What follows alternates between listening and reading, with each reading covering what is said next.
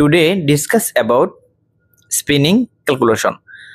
আজকে ছোট একটি ক্যালকুলেশনে আসলাম, যেটা হচ্ছে যে আপনার ধরুন কার্ডিং এর স্লাইবার আপনি ধরুন কোনো একটি রিটেন পরীক্ষা দিতে গিয়েছেন, কিংবা আপনাকে কোনো ইন্টারভিউ বোর্ডে জিজ্ঞেস করলো যে স্লাইবার কার্ডিং এর স্লাইবার কেটেক্স হচ্ছে 5.5 কিংবা 6 হতে পারে, তাহলে স্লাইবার হ্যাং করতে হবে। তাহলে এটাকে আপনি কিভাবে অ্যান্সার দিবেন?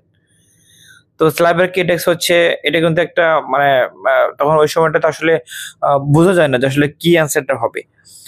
তো স্লাইবার কেটেক্স হচ্ছে 5.5, স্লাইবার হ্যাং হচ্ছে, তাহলে আমরা করব 0.5905 ডিভাইড বাই হচ্ছে 5.5। যদি আমরা 0.5905 দিয়ে আমরা 0.5905 দিয়ে আমরা যদি 5.5 কে ভাগ করি, তাহলে আমরা পাবো হচ্ছে এটা হচ্ছে আপনার স্লাইবার হ্যাং। তাহলে আমরা স্লাইবার হ্যাংটা পেয়ে গেলাম, ঠিক আছে। তো এটা আসলে কিভাবে আসলো?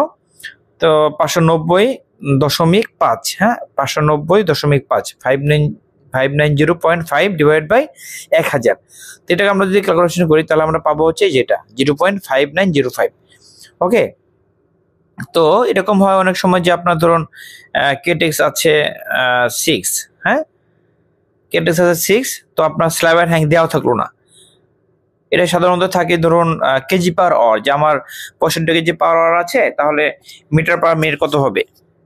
তো সেই অঙ্কটাতে সাধারণত সেই ম্যাথে সাধারণত থাকে, হ্যাঁ, যে আপনার কেটেক্স দেওয়া থাকলো কিন্তু স্লাইবার হ্যাং কত এটা দেওয়া থাকলো না। তাহলে আপনার কি করতে হবে, সাথে সাথে কেটেক্স দেওয়া থাকলে আপনার অবশ্যই স্লাইবার হ্যাংটা আপনার বের করে নিতে হবে।